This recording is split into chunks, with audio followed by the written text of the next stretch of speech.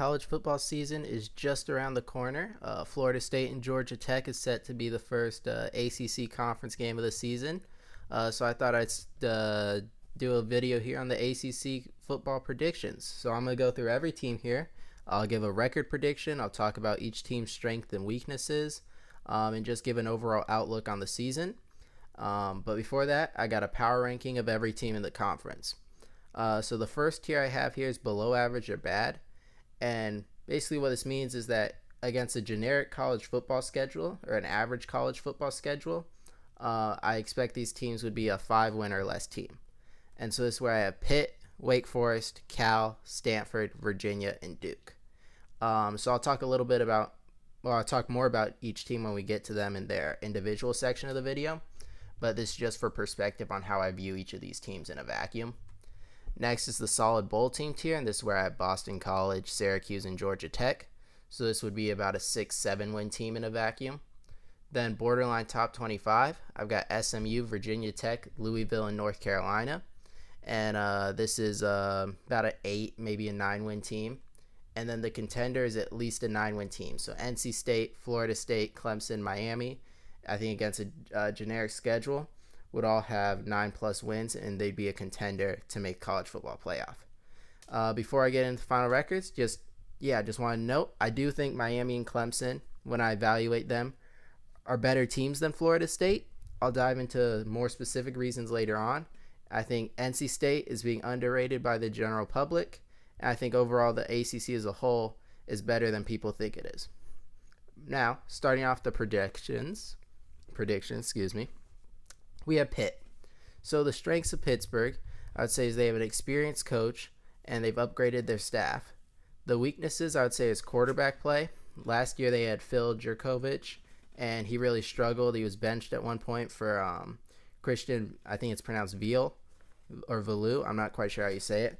But neither one was great. And this year, another new quarterback, and I'm skeptical of that. And then overall, they're replacing a lot of players on their roster. There's obviously brought in some portal players, but overall, there's a lot of newness, so they're lacking experience. It's not a team I'm very high on. So going through game by game, Kent State, didn't do a whole lot of research on Kent State, but being a power program, Pitt should be able to beat them. Then at Cincinnati, a power program now. I think it's a tight game, really 50-50 for me. But because of the home field advantage, I gave it to Cincinnati. Then West Virginia. I think West Virginia's got a pretty good team this year. They've got Garrett Green returning at quarterback. They were pretty solid last year, surprised some people. They got good running backs. I think overall, too much talent on West Virginia, and they'll beat Pittsburgh. Youngstown, another team Pitt should be able to beat. Then you get your bye week. I would have liked if this bye week came after the North Carolina game, because I think you have a better shot of beating Cal than you do Carolina. Overall, I think Carolina is just too talented, and playing on the road, I think they would beat you. Now you get Cal at home. Cal, another team, if you look at the power rankings, not high on. I think this is one of Pittsburgh's best shots to get a win, and I will give it to them there. Now you get a bye week, and I would say it's a pretty big game, because at this point of the season, you'd be 3-3. You got a home game against Syracuse. If you can pull it off, you're going to be above 500. But I don't think you do. I think you lose here. And I think SMU, too much explosiveness on offense. I think you lose there. Virginia is probably, I think, a little bit underrated, which, I mean, they're not a good team, but I think it's overstated how bad they were last year. And I think they actually could compete with Pittsburgh, but I do think because Pittsburgh's at home, they'll get the win. Clemson, Louisville, again, I think just too talented, too good at teams. You lose both of those. Boston College on the road, I don't think you're able to get it. And this leads to a final prediction of 4-8. Next up, we got Cal. So the strengths here are running back. You got Jaden Ott. And then you have a lot of production returning, but you will bring in a new quarterback. But I would still say experience is a strength of this team. Then weaknesses, the defense, which had consistently been good in the Pac-12, amongst the best of the Pac-12 under Justin Wilcox. Was not great last year. Remember, they had a game against USC. I think they lost 50-49. But yeah, the defense took a big step back last year, and I don't really see signs that it's going to bounce back. And then overall, they just haven't recruited very well. And you'll see this as a theme of a lot of the ACC teams towards the bottom here is just talent deficiency. But going to prediction, when you play UC Davis, you will have a talent edge. I think you beat them. Auburn. Auburn's been really improving their roster with how good their recruiting's been recently. And they got you last year when you were at home. I think you maybe are a little bit worse. They're better. I think Auburn beats you there. I do think you can beat San Diego State at home, another place where you should have the talent edge. But then on the road at Florida State, just too tough of a game. Now, this one's really interesting because you get your bye week here. And I do think Miami's typically prone to dropping a game they should win. And Mario Cristobal's prone to do this. But you saw in my power rankings, I think Miami's the best team of the ACC this year. I think they probably had the best O-line, maybe the best wide receiver group, probably the best quarterback, one of the top running backs. And I think this their offensive force and explosion is just too much for Cal to keep up with, even off a bye week. So I think they lose. Then you saw from Pitt, I think they lose to Pitt. And then NC State, again, I think it's just too talented. I think you lose to them. Oregon State at home, I think this is a game Cal could potentially get. Oregon State lost a lot of their best players to the ACC, actually, with DJU going to Florida State, Damian Martinez going to Miami.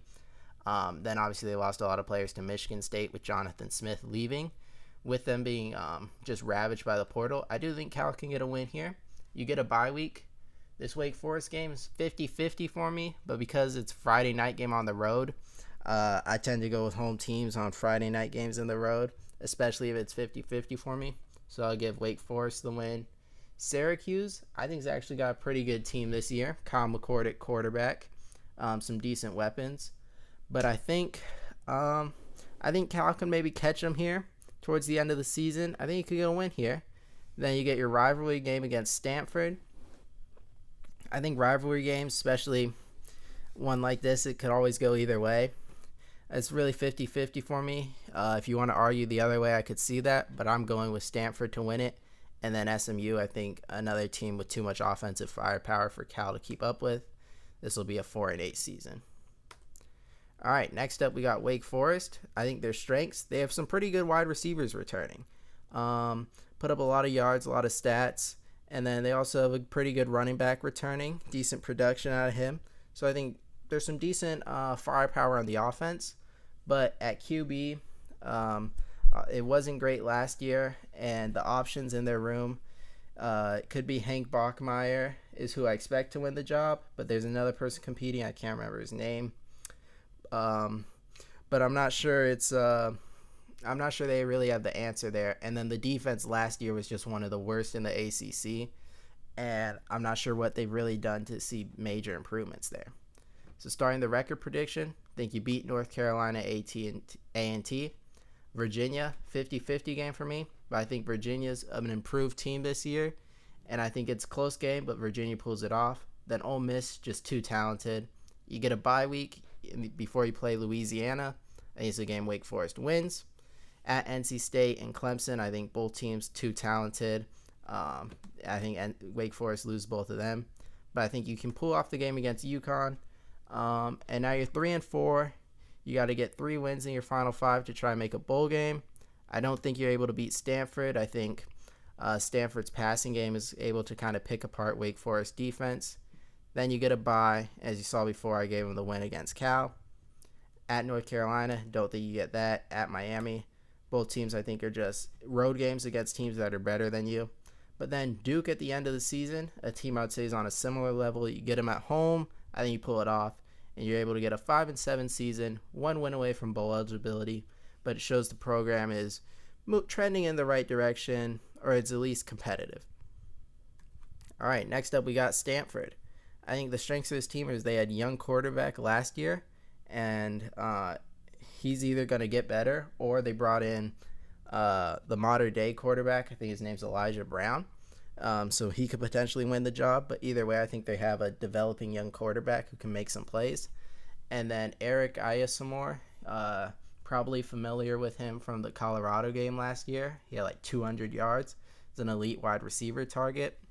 The weaknesses, I think, are the overall talent. And then last year in the Pac-12, the defense really struggled. So getting into the record prediction, like TCU, I don't think is going to be a great team this year. And traveling across the country to play on a Friday to start the year, I think that's just a tough spot. And I think Stanford actually pulls that off. And I think you beat Cal Poly. Now you're going to get a bye week, and then you're going to play Syracuse on the road. Like I was talking about earlier, I think Syracuse is an improved team. I think they beat you here. At Clemson, Stanford's not on that level. Virginia Tech, maybe Stanford could pull the upset with a home game, but I think Virginia Tech's got a really dynamic rushing attack this year with their mobile threat quarterback, Kyron Drones, and I think they beat you. At Notre Dame, again, road game against maybe a top 10 team. I think you lose this. SMU, one of the better teams of the ACC. I don't think Stanford's going to keep up with that, even at home. Wake Forest, you saw, I think they win. And then at NC State, another brutal game. So I think it kind of hurts to get the bye week at week 3 because at Syracuse, at Clemson, Virginia Tech, Notre Dame, SMU, it's just going to wear you down. And you don't get your bye week till you finally play Louisville. But at this point, the team's kind of worn down. Louisville's better.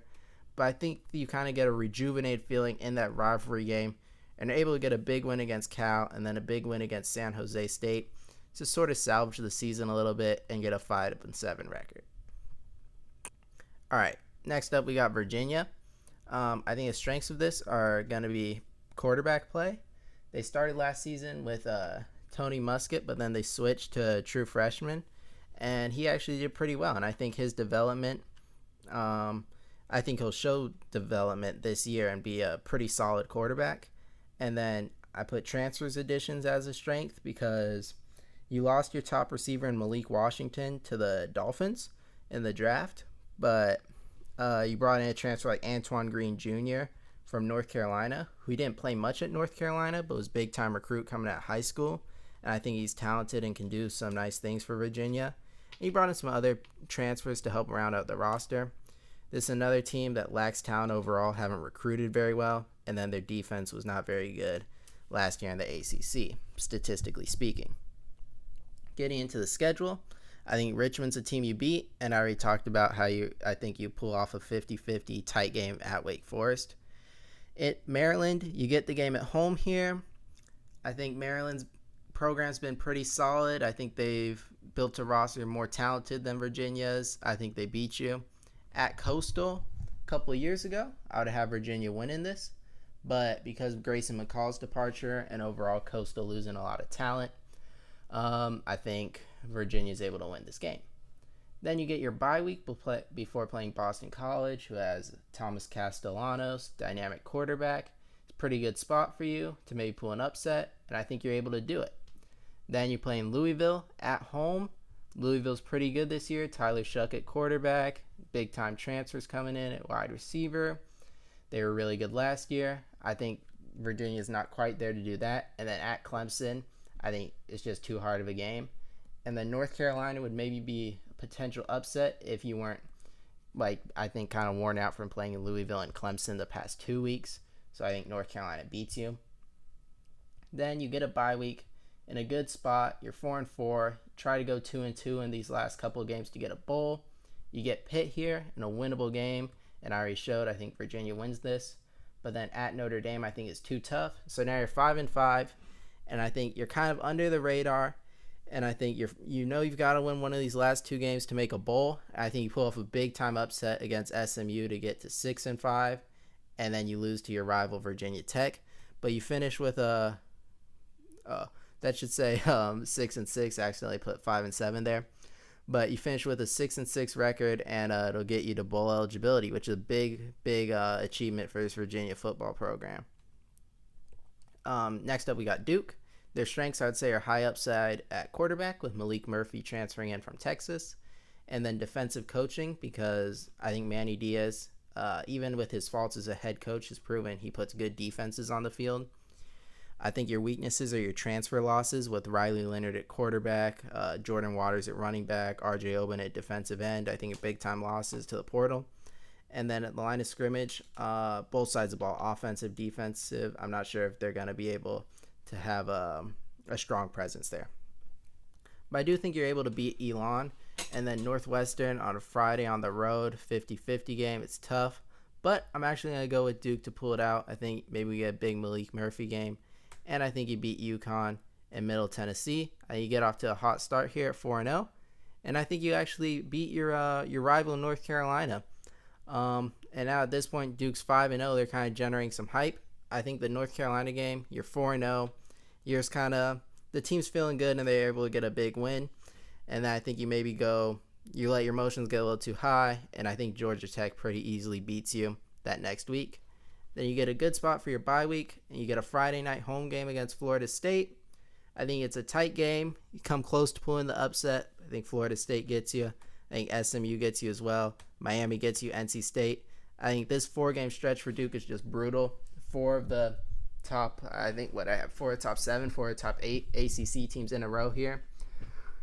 Just brutal. I think it beats you down. Then you get your bye week. Yeah, I think it comes at a good time because you're able to beat Virginia Tech, and now that'll get you to bowl eligibility. And then you lose to Wake Forest. I think you go 6-6. Pretty solid season for Manny Diaz in his first year at Duke. Next up, Georgia Tech. So their strengths, they bring back a good wide receiving core, a lot of returning production, including Haynes King at quarterback. You lose some defensive players, which is why I put defensive experience as a weakness. But I think the biggest weakness for Georgia Tech is that this schedule is brutal. Definitely the hardest in the ACC, I would say. You open in Ireland with Florida State, neutral site game. Obviously, a neutral site game, I tend to favor the team I think is just better in a vacuum. Georgia Tech, I think, could pull this upset, but I will go Florida State. Then I think you beat Georgia State. And then the Syracuse game is tough. I think it could definitely go either way. Syracuse at home, which I think could make you lean Syracuse, but I think Georgia Tech knows they got to get off to a fast start, and they're going to beat Syracuse and then beat VMI as well. This Louisville game, I think Louisville's a better team and has home field advantage. I think you lose that. And you beat Duke, as I said before. Then at North Carolina, I think it's a tight game, but North Carolina is going to have a lot of offensive firepower on the perimeter. I think they outscore you here, and their defense should be improved. Now you're sitting at 4-3. You get a home game against Notre Dame coming in, and I think Notre Dame's a really good team. They have a really good defense. And Riley Leonard, obviously, at quarterback, transferring from Duke. But I think you kind of catch them in a spot. They're maybe looking past you a little bit, or they're, just underestimate you. I think you can pull off an upset here, kind of like the Miami game last year, or in North Carolina, where Haynes King just has a big game, even against that Notre Dame defense. I think Georgia Tech, with this schedule, I think you're going to get one big upset, and I'm going with this one as the one I'm going with. And I think you lose at Virginia Tech. Then you get your bye week. This was a tough spot for me because I was really close to picking Georgia. I think Miami wins this. Really close to picking a Georgia Tech upset, especially coming off a bye week and at home. But I think because of how the game happened last year, Miami's going to be so focused on this game when it comes around. There'll be no looking past. And I guess you could say maybe they'll over-prepare, but I think Miami's just going to be really ready for this game specifically. You lose, but I think you get another bye week, and I think you pull off another upset against NC State. I think NC State's good on offense, really good, but I think you can expose them defensively, and I think Georgia Tech's going to be able to do that a little bit. And I think they're going to, because home game, middle of the week, so it's coming off a short week, I think you're able to pull the upset, and then Georgia, unfortunately, I feel bad for Georgia Tech that's your rival you have to play every year. But yeah, I don't think you win that. But 6-6, I think with this schedule, just shows the program's in a good place. I think you get like a slightly easier schedule. You don't have Florida, like Notre Dame and Georgia in the non-con. It's just brutal. But overall, a good season. Next up, we got Boston College. Their strengths, I have Bill O'Brien coming in as OC, help the offense, and then Thomas Castellanos, I think, gives you a lot of upside at quarterback. Weaknesses are the defense, statistically was not good last year, and then another ACC team that just doesn't recruit very well, doesn't really have the talent to compete with the top teams, which is why I think you start your season with a loss at Florida State. Florida State just too talented, better players across the board, just in a better spot as a program. Duquesne, I do think you beat, but then you run into another really good team in Missouri. I think Missouri's wide receiver core with Luther Burden just is going to torch this Boston College defense. I think Missouri beats you. Next up, you got Michigan State. It's a pretty even game, but I think because Michigan State's still bringing in a lot of players at this point in the season, I don't think the team's fully clicked yet. I think you can get a win, and I think you beat Western Kentucky. Next up, at Virginia. We already saw from earlier I picked Virginia to win, but now you get your bye week. So you're going to play Virginia Tech, and at a Thursday on the road, I think you lose. And then Louisville at home on a Friday, then you get an upset. I think Thomas Castellanos, I think you're bound to get, there'll be some bad moments, but I think you also have games where he just goes off, does a lot with his legs, and I think this could be one of those games where he's able to have a big night and get Louisville to win. Now you get another bye week. Maybe you want them a little more spaced out, but I think it's also a good spot because I think it helps you to beat Syracuse. And now you're at 5 wins, and you just got to pull off 1 out of 3 in the final stretch. Unfortunately, I do think SMU beats you. I think they have even more firepower than you offensively. I think to expose your defense, and North Carolina, same thing. I think their weapons on the outside, as well as Amari and Hampton running the ball, I think is too much. But I think Boston College is able to be Pitt, like I said before, and they also get to 6-6. All right, next up I have Syracuse. So the strengths of Syracuse, I would say, improved quarterback play with Kyle McCord coming in as a transfer, as well as a workable schedule. Maybe the easiest in the ACC. Your weaknesses, I would say, are your overall talent, because even though you brought in some big-time transfers like Kyle McCord and Fidel Diggs at the edge from A&M, I think the roster overall is still lacking talent. And then the D-line, especially the interior, I think you could still run the ball in Syracuse decently well. But starting off the season, I think you're better than Ohio. You're at home, I think you win. But like I said, I think Georgia Tech knows they got to start early. I think Syracuse could definitely win this. And if they do, you could be looking at a pretty good season. But I think Georgia Tech beats you. They're a slightly better team. I think it's tight. Now you get really early bye week. Don't love it, but I do think it helps you to beat Stanford and then beat Holy Cross as well. And I think 3-1, team's feeling pretty good. Friday at UNLV is a really tough game. The way I see it, I think you could lose the Georgia Tech game or you could lose the UNLV game. I've got you split in it. Could go either way. I went with beating UNLV, losing to Georgia Tech. I could see it going the other way, though. Either way, I think you get off to a 4-1 start before losing on the road at NC State, who I think is just a better team, and at home. Then you get your bye in a good spot, because I think if you had gotten Pitt before the bye, off a short week, off a loss on the road, I could see that as being a spot where Pitt gets you, even though you're a better team. But getting the bye, I think, allows you to get the win. And then I think you also beat Virginia Tech. I think Syracuse, I think the defense is, I think there's a problem on, I think a D-line, I think Virginia Tech definitely could run the ball on Syracuse, which is why I'm almost picking them. And Syracuse may be better equipped to defend the pass. But I think just because it's at home, I think it's just their teams are close enough or comparable enough where I think home field advantage has allowed Syracuse to get the win. Where I think they lose to Boston College, and I think they lose to Cal. I do think they beat UConn. And then Miami, like I said, I think Miami's the best team in the ACC. Don't think you get that one. Overall, 7-5 season. I would say that's really good for Syracuse. I could definitely see you beating maybe a Cal or Georgia Tech, but I could also see you losing to a UNLV or Virginia Tech. Overall, I think Syracuse fans, I think you'd be happy with this winning record. You're gonna go bowling. I think it's a good season for Syracuse. Next up, we got Virginia Tech. Been talking about them a little bit the past few teams. I think your biggest strength is quarterback Kyron Jones. Really dynamic as a runner. And then I think the program also just feels like they're building momentum. There's just a buzz around the program that I think is going to help them just throughout the season. Weaknesses, this is another ACC defense that was just not good last year. And then I say talent, and this talent's a little bit different than the other ones.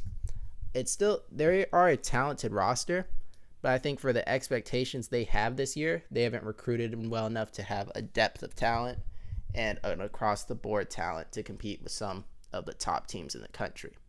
And we'll get into that later.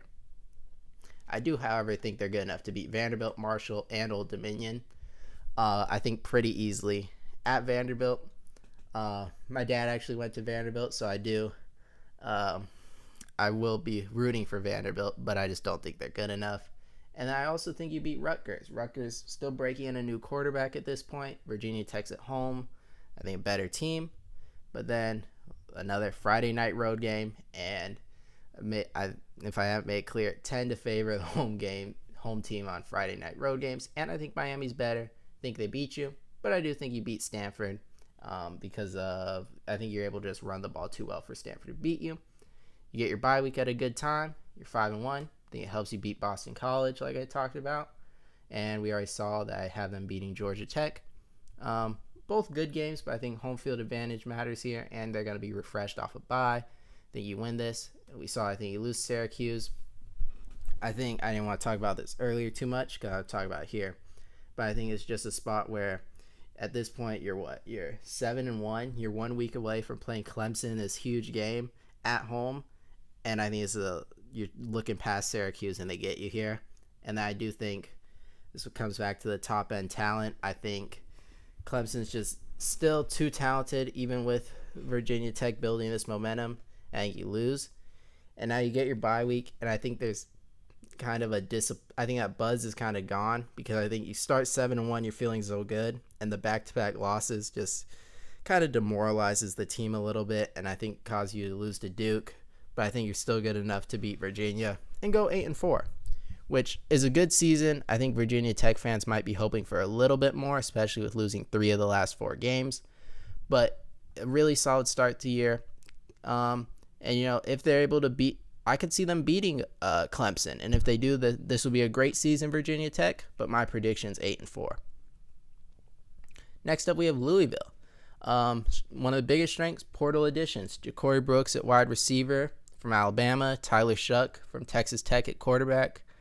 Unfortunately, Penny Boone transferred in, but then transferred away again to UCF.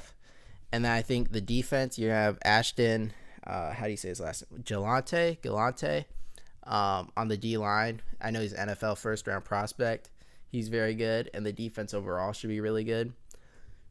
Now, I put weaknesses as offensive losses because, Jack Miller exits, running backs exiting, a lot of receivers exiting, and that's why they brought in the portal additions. So, it kind of, the portal additions help, but the losses are going to hurt. And I do think the schedule is pretty tough. And I say this, it might not look as tough, but I think there's a lot of places where other teams got scheduling advantage over them.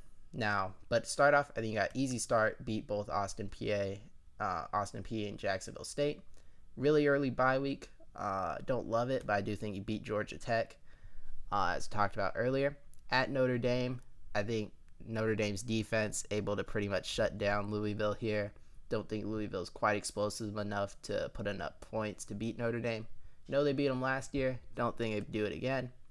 Home game against SMU. I think it's a great game. I expect a lot of points here. Another game, 50-50.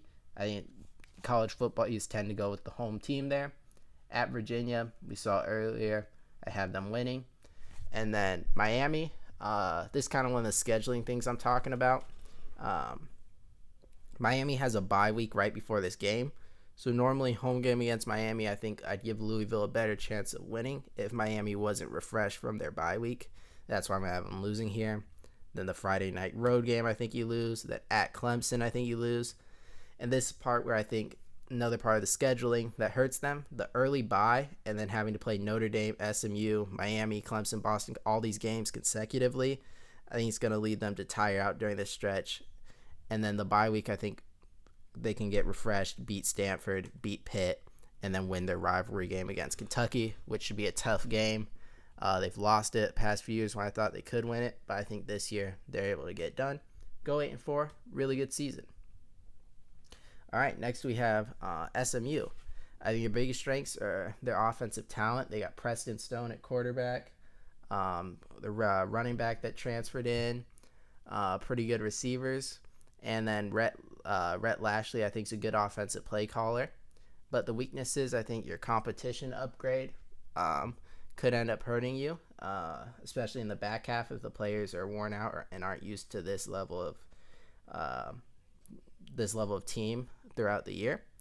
And then defense, I think it's a question mark. I think there's just a lot of questions surrounding this defense because the ACC, you would think, is an upgrade from the AAC, and how will the defense be able to handle that? But I do still think it's a pretty light start to the schedule. You beat all three teams. BYU could be tough, but you're at home, and I think you're just a better team. BYU's bringing in a new quarterback. Weren't great last year. I think you win this. Then you get a bye week before, I would say, your rival TCU. Let me know if you think they're your rival. But yeah, I think the bye week helps you here, and I think you got a slightly better team than TCU this year. I think you win. Then really, really big game for SMU. If you win this game, I think your season goes one direction, maybe towards ACC championship even.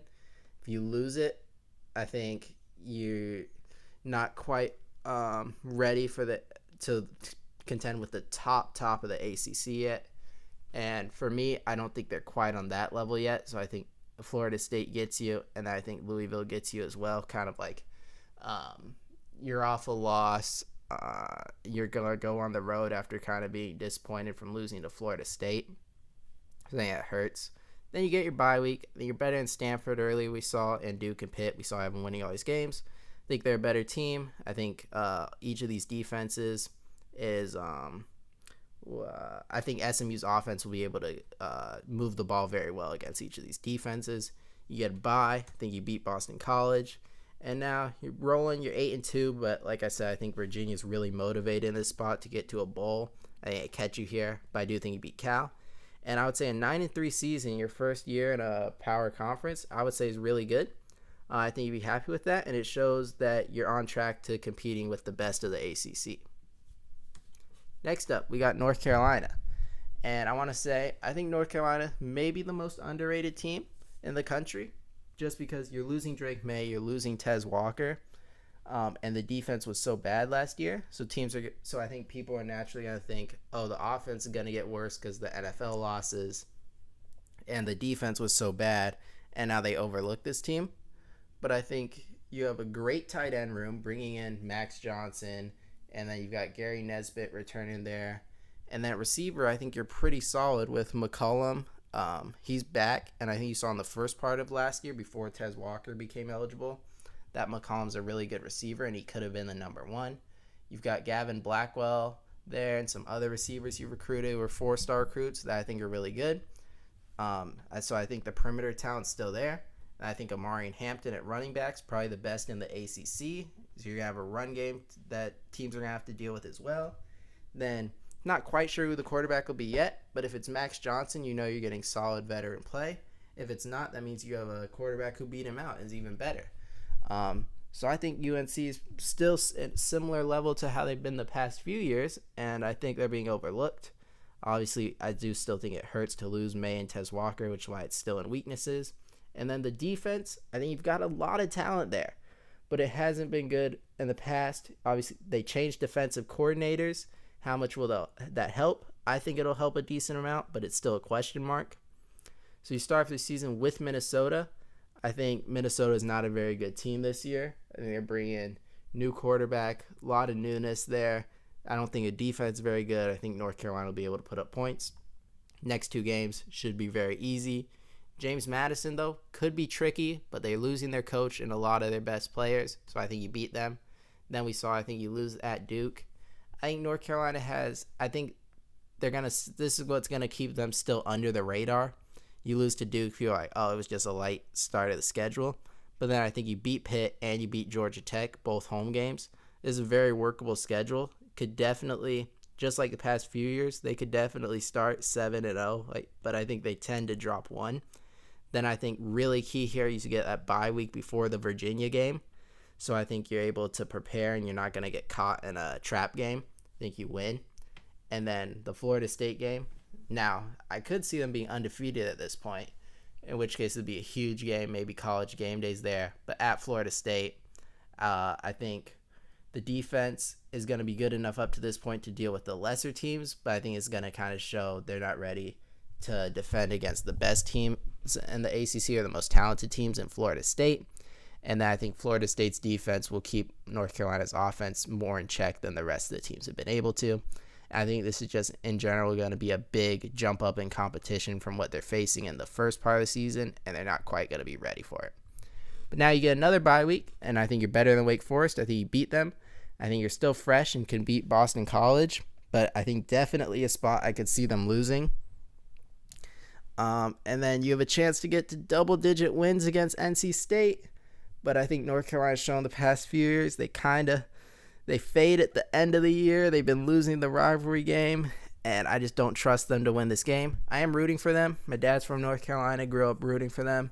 So I root for them over NC State personally, but I think NC State's just got a better team this year. The offense is going to be too good for North Carolina's defense. And I think you got 9-3, but it's still a really good year for North Carolina and should help to keep recruiting well and building the program. Next up. All right, so this is controversial. I've got Florida State finishing 4th in the ACC. Now, well, I guess technically I have them finishing tied for 3rd with the next team you'll see. Now, the strengths of this team are they still have a very talented roster, especially compared to the rest of ACC. Like them, Miami, Clemson are like the top caliber of rosters. And then the secondary, I think, has got multiple NFL level players. But now your weaknesses, I think you've got major losses. I think Jared Verse and Braden Fisk, and I think Jordan Travis, along with Johnny Wilson, Keon Coleman, were huge losses. So I know they bring in Marvin Jones. I know Patrick Payton's there. I don't think a D-line will be bad, but I don't think you're going to get as much pass edge rush from Marvin Jones as you got from Jared Verse, who was first-round pick. And I don't think the interior will be as good without Braden Fisk, who was a second-round pick. So even though it'll still be good, I think it takes a step back. And then I think offensively, I think DJ Uyangle's I think he's a good quarterback. I think he could give you similar level play to Jordan Travis, but I don't think he's going to have the weapons. I think Keon Coleman and Johnny Wilson are still better than whoever is going to take the reins this year. And I don't think their wide receivers would be bad. I know they have Hakeem Williams, 5-star freshman, brought in, I think, Jaylen Brown, an LSU transfer. I think there's talent there, but I don't think it's the level that just got multiple draft picks. And Jaheim Bell's gone as well at tight end. So I think they're being I think it's being taken for granted how much they lost, and I think they're going to be slightly disappointing for a lot of people this year. But we've seen, I do think you start off 2-0. The Georgia Tech game definitely could be an upset. Weird things can happen overseas, but I think they win. Then you get 3 bye weeks because you play that week 0 game. But the bye week before Memphis at home should win that. Memphis has a good team this year, but Florida State's more talented and at home. And then Cal, we know I have them winning. At SMU, I talked about this is a big game for SMU, but I don't think they're quite ready to compete with the top. So I think you go 5-0. And now this is the big game, probably the biggest game in the ACC, maybe. Last year I thought Clemson should have won, and the ball just kind of bounced weird ways. Florida State was able to get them. I think this year, again, they're similar levels. I think it's a 50-50 game. Florida State's at home. But I think Clemson's D-line is able to kind of force DJ to have to throw the ball. And I don't think he's going to be able to really expose their secondary the way they'd like to. So I don't think you're able to put up enough points. And with Clemson's new wide receiver talent and their ability to run the ball, I think it's going to be just enough to beat Florida State, even at Florida State. Now you get your bye week, and then I think you beat Duke, and then you play another huge game against Miami, and it's on the road, and I've already said I think Miami's got a better O-line. I think they got a better running back. I think they got a better quarterback. I think they have a better wide receiver core. I think they probably have a better edge rush. Don't think they have as good as secondary. Linebackers are comparable. Overall talent's comparable. I think they just got a better team this year. And I think they beat you. And you lose your second big game. And now you got to pick yourself off the mat because North Carolina's going to be rocking like we saw with how they're starting. But I think Florida State can do it. I think they're able to pull it off, but I could see them being just really demoralized from losing their two biggest games. And then at Notre Dame, I think it's another team. The defense is just going to be too good. I don't think Florida State's going to put up enough points to beat Notre Dame. That defense, I think, is pretty much going to shut down the run game, and DJ's once again not going to be able to beat from the passing game. And I don't want to sound like I'm ripping on DJ. I like DJ. I think he has his strengths, but I think Oregon State used him in a very specific way that was really effective. I think Florida State might want him to air the ball out more, and I don't think it's going to be – I think it's enough to beat a lot of the ACC. Don't think it's enough to beat the top-end teams, especially on the road. I think you lose. But coming off a bye, I think you beat Charleston Southern, and then you got Florida, your rivalry game. If you guys haven't looked at schedule, absolutely brutal. I think they'll be beat up, tired by the end. I think you win this one pretty easily. 9-3, maybe disappointing for Florida State fans or general public might see as disappointing. I think it would still be a good year. It's a program that's still building. Had a really good year last year. I thought should have made the playoff. Obviously, with this record, probably won't make the playoff, but I don't think it should be looked at as a failure. I think it's still a good season. You just weren't quite as good as some of the top end teams, but I think you're still really close and could get there easily in the next couple of years. Last year, the NC State Wolfpack were a 9-3 team, and they'll be looking to improve on that in 2024. If we look at the strengths of this team, it's definitely in their big-time transfer portal additions, that is. So coming in at quarterback, they've got Grayson McCall. He comes in from Coastal Carolina. He's a really experienced guy. Obviously, at Coastal Carolina, he hasn't played the most elite competition in the world, but he's very experienced, and Coastal Carolina had some really good teams the past few years, mainly in part to how good he was at quarterback for them. And I do believe he's an upgrade over Brennan Armstrong, who NC State had last year, who had transferred in from Virginia. He was pretty disappointing, in my opinion, for NC State. I thought he was going to do a lot better based on how well he had played at Virginia. He threw for a whole lot of yards at Virginia, I think led the country. But I think Grayson McCall is an upgrade for NC State. And then I think when you package that, their wide receivers is another, I don't have a list here, but it's another strength of the team. Last year, true freshman Kevin Concepcion led the team in receiving yards, about 800, but as a true freshman. So coming into his sophomore year, you'd expect him to improve even more and be one of the top wide receivers in the country and a true number one threat. Then you also bring in another sophomore, but a transfer from Ohio State. He was true freshman last year, couldn't really get on the field at Ohio State, but if you follow college football, that doesn't mean a whole lot because Ohio State usually has the best wide receiver room in the country. We've seen guys like Jamison Williams transfer out of there, Mookie Cooper at Missouri, Julian Fleming just recently transferred out, and he should have an impact at Penn State. But so I think Noah Rogers is still a really talented guy, and he was just in a really crowded wide receiver room, and I expect him to make an impact. And then another big transfer they brought on offense is a tight end, Justin Jolly from Connecticut, who should just add to the talent in the receiving room. So with the receiver room being as good as it is and Grayson McCall coming in, I think the passing game should be pretty strong. And then Dave Doeren and NC State have consistently had really good defensive coaching, and the unit's consistently amongst the best in the ACC. But they did suffer some pretty big losses, including linebacker Peyton Wilson to the NFL. They went to the Pittsburgh Steelers. And there's a lot of other players they don't return on defense. There's definitely some talent there, and some guys could break out, especially with how well coached they are. And then I put team chemistry as a weakness because of all the portal additions. How well will it mesh together? Will it be an issue? But so getting into the game-by-game predictions, Western Carolina should be a really easy win.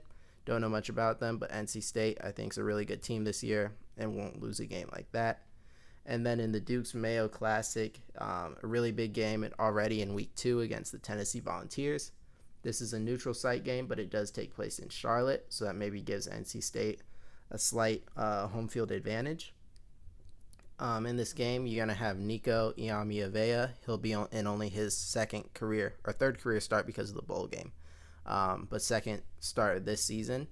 And I think against a really experienced defensive staff and head coach, um, as well as experience on the offensive side of the ball, I think the game being earlier in the year is going to lend to NC State being able to take advantage of some of the inexperience from the quarterback position of Tennessee.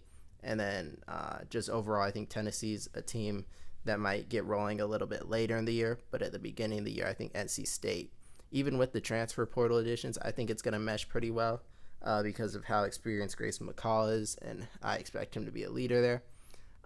So I think they'll be meshing and clicking a little bit better than Tennessee is at this point in the season, leading me to give them to win. And then I also think they beat Louisiana Tech, setting up a big road game at Clemson. I think these are similar teams, but Clemson's going to have the home field advantage here. So you've got that playing into Clemson's favor. And then Clemson also has a bye advantage here. Their bye week's right before this game. So Clemson's going to be well rested and at home. They've got a really great defense this year that I think could slow down NC State a little bit offensively. And I think they're improving their skill positions. So I like Clemson to beat you here. If this was at home, or maybe even just if Clemson didn't have the bye week before this, maybe I'd go NC State. But the home field and the rest advantage is too much. It leads me to pick Clemson. But you should bounce back and beat NIU. And then Wake Forest, I think, is one of the bottom teams in the ACC this year. And I expect NC State to win that at home before a somewhat tough game at home against Syracuse. Kyle McCord's going to be there. Gadsden's a really good receiver. Brought in some other transfers that could help their defense. So I think Syracuse is a much improved team. But I think NC State's clearly better and at home will win. Also against Cal, I think another one of the weaker teams in the ACC. Jaden Ott is a threat at running back, but aside from that, I don't think they have a lot of explosiveness on offense to exploit NC State's defense, and I don't think they have the secondary to really slow down NC State's passing game. Give me another win for NC State. Now you get your first bye week of the year. It's a little late, but the schedule's been pretty light so far, and you've got off to a 7-1 start, so not a bad place. And then you come off the bye with a home game against Stanford, another one of the weaker ACC teams. You get a win. And then Duke, also at home. Maybe Malik Murphy pops this year, and Duke's better than I expect. But I think this is another team, fairly light schedule. I think a lot of these teams are going to be towards the back half of the ACC, and you get at home. I give another win for NC State. Now coming off a bye, this is so I'd say the Clemson game's the toughest of the year, then Tennessee. But I would say the next two toughest games are both at the end of the year here against Georgia Tech and North Carolina. And I think Georgia Tech on the road in the middle of the week is going to be tough. And I think Georgia Tech is going to be pretty desperate trying to get to bowl eligibility here at the end of the year. So I think there's the game they're going to be desperate to have. And I think even off a bye, I think the advantages favor Georgia Tech a little bit at home. And then Georgia Tech, I think, is just going to play one of their better games of this season, really being desperate to get a win in this spot. But I think NC State finishes the season strong with a win against North Carolina. NC State's been pretty good the past few years against North Carolina. Even when it seemed North Carolina had better teams than them, NC State's still been coming up with victories. So I think they continue that trend and finish the season 10-2. The Clemson Tigers have seemingly fallen from the heights we saw them reach under the likes of Deshaun Watson and Trevor Lawrence. Will they be able to return to glory in 2024? Let's look into it. So the strengths of this team are definitely on the defensive side of the ball, specifically in the D-line and on the linebacking core. But so on that D-line, you're going to have TJ Parker and Peter Woods as sophomores, who are the headliners, but also a guy like Vic Burley, who's going to be a redshirt freshman and was a 5-star recruit. I think someone to look for as a breakout candidate. But with Peter Woods and TJ Parker there, you expect this to be one of the best defensive lines in the country and most likely the best defensive line in the ACC.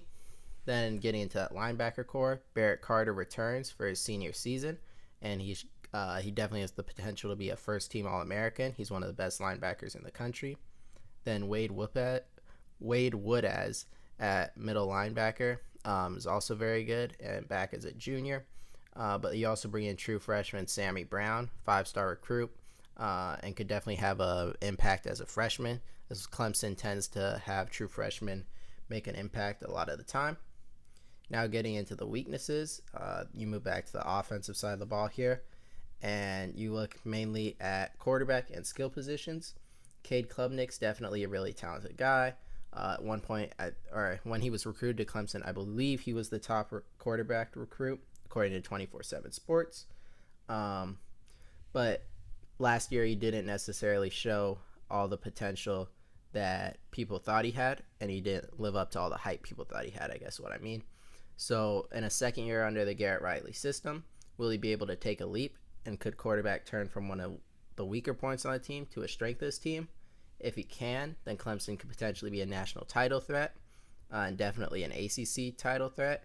If not, you could see another fringe like 8, 9, 10 win season and still be good, but not as good as they were when they had those star quarterbacks. Then skill positions. I think this is an area that's improving for Clemson, but still not another area that's declined from when they were at their peak. Now, Phil Maffa should be very good at running back, and I do think wide receivers improving. 2 5-star freshmen in Bryant Wesco and TJ Moore come in and I think inject a lot of offensive firepower into the wide receiver group.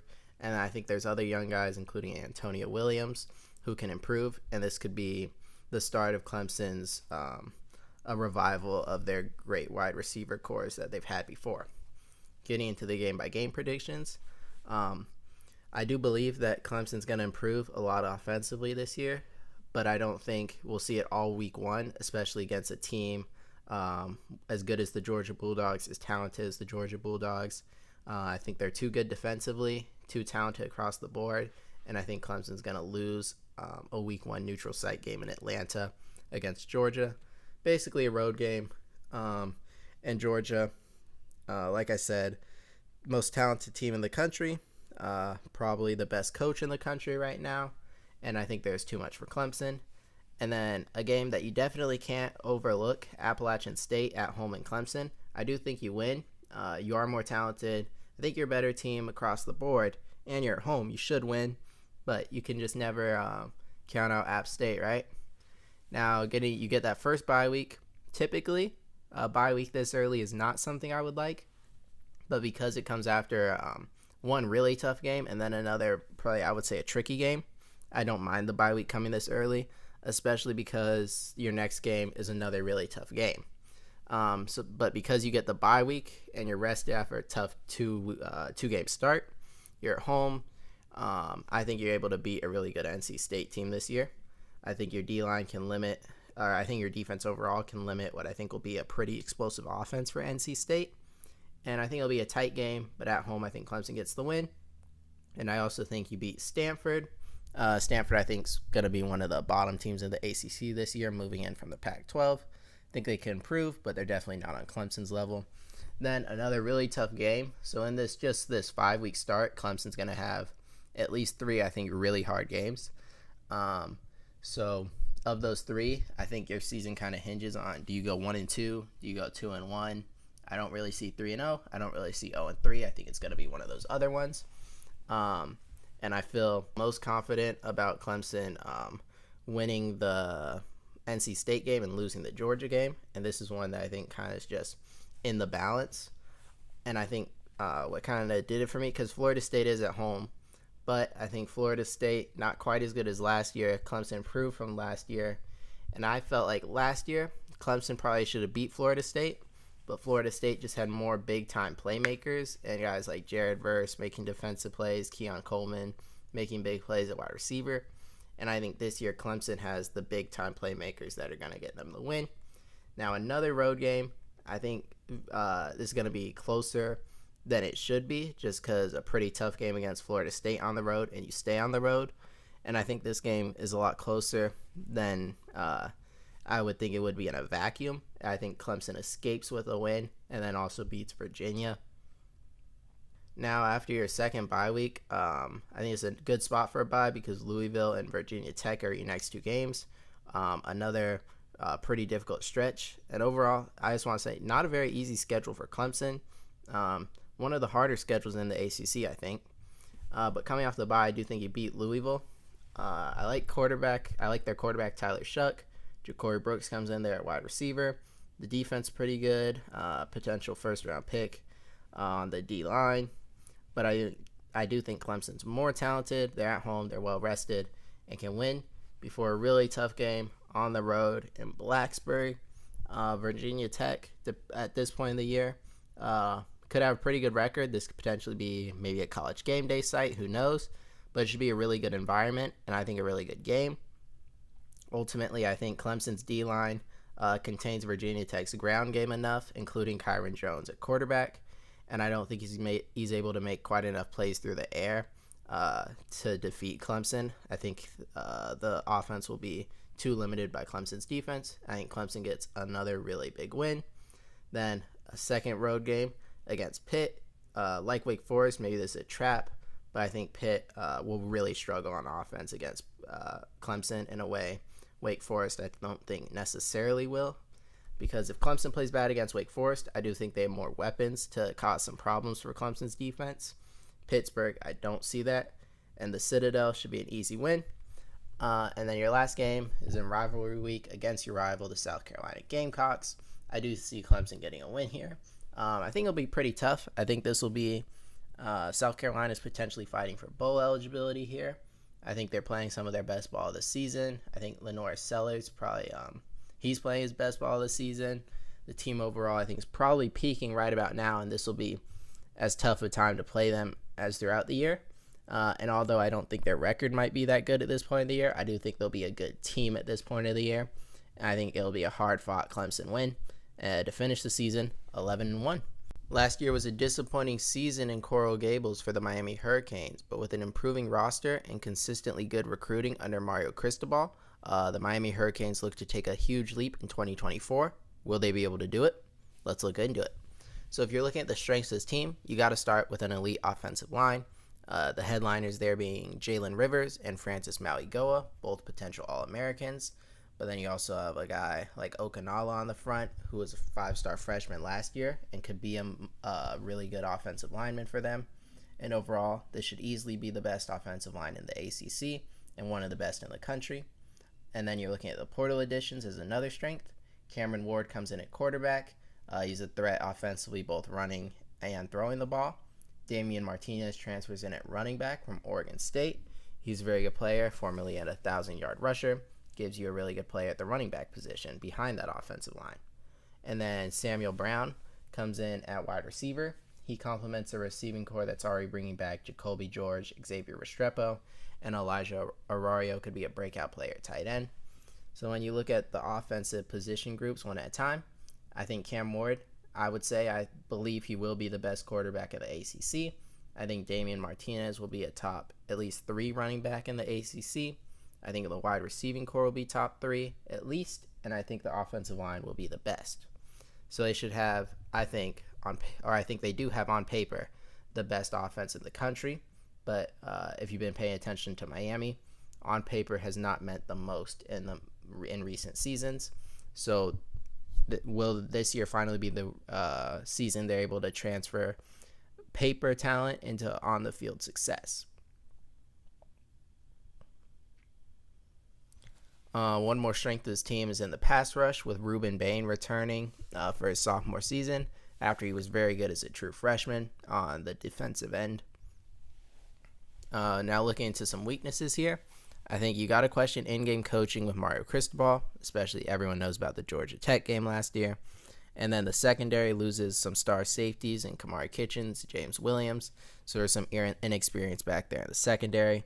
That leaves some question marks for the defense. Getting into the game-by-game predictions, you're opening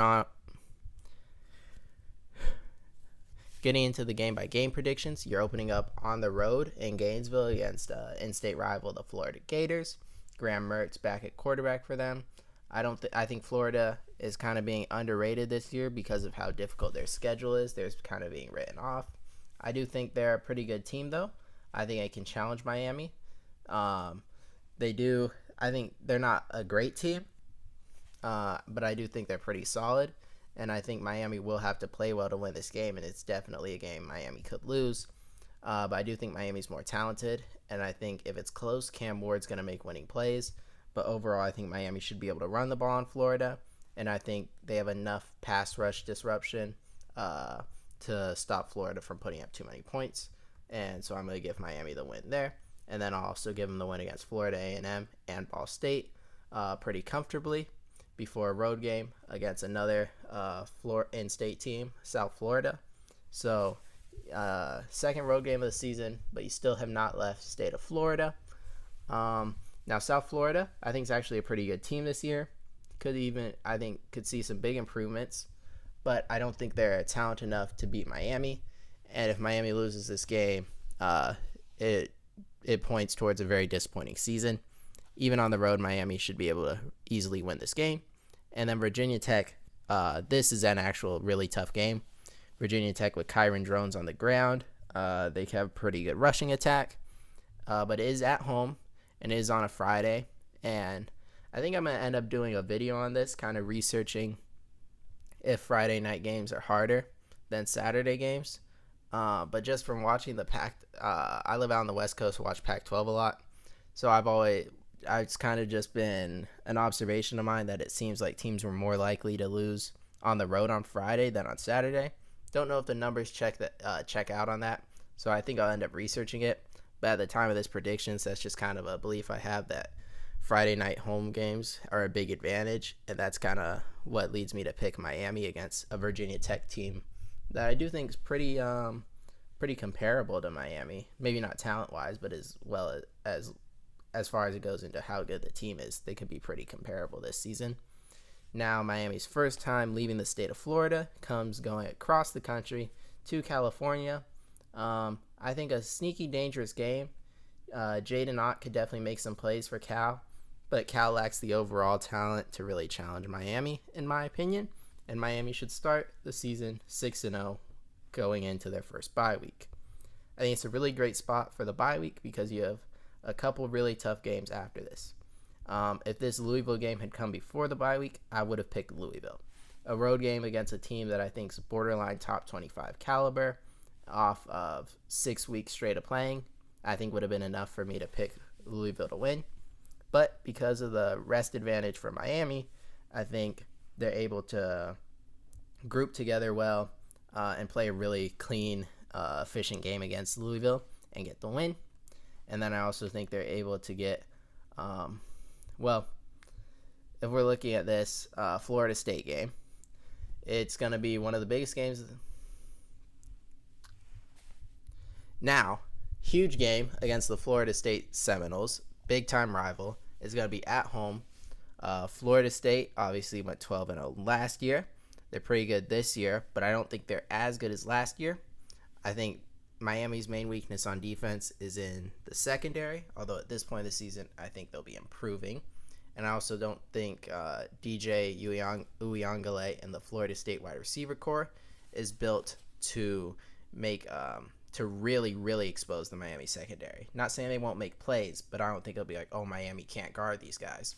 And then I think on the ground game, I think Miami's offensive line will be able to establish a run game against Florida State, which will open up the pass game against a pretty good Florida State secondary. And I think at home, quarterback edge to Miami, O-line edge, I think better pass rush. Florida State is a better secondary, but I like Miami's linebackers. Overall, I think there's too many talent edges to Miami to lose a home game, although I think this will be a great game this year. And then Duke, I think, could be tricky just because you play, I think, 2 really tough games before this. But Duke, I think, could be kind of having not a down year, but definitely take a step back losing Mike Elko. I do think Malik Murphy will be pretty good at Duke. And Manny Diaz, Miami fans probably don't like him the most, but he did have consistently good defenses wherever he goes.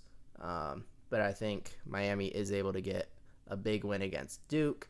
And then at Georgia Tech, really dangerous game.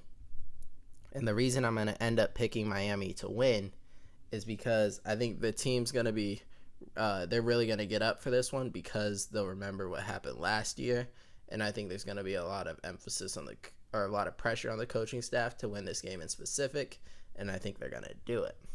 Now you get your final bye week. You're now 10-0, with just 2 games remaining. Well-rested team should beat Wake Forest, and then on the road at Syracuse, little tricky. Would be a big letdown to lose the last game of the season after going 11-0. I don't think you do. Don't think Syracuse has firepower to keep up. And I think Miami Hurricanes go 12-0 in 2024. So now to wrap it up, this is what my final standings were. We got the final record prediction and then when I predict them in conference. So Miami and Clemson, I predicted both to run the table in ACC play, go 8-0. So they will meet in the conference championship. And that is where I'll have Miami, Clemson. I think Miami has a lot of offensive edges, but I think Clemson has a lot of defensive edges. What's kind of leading me one way.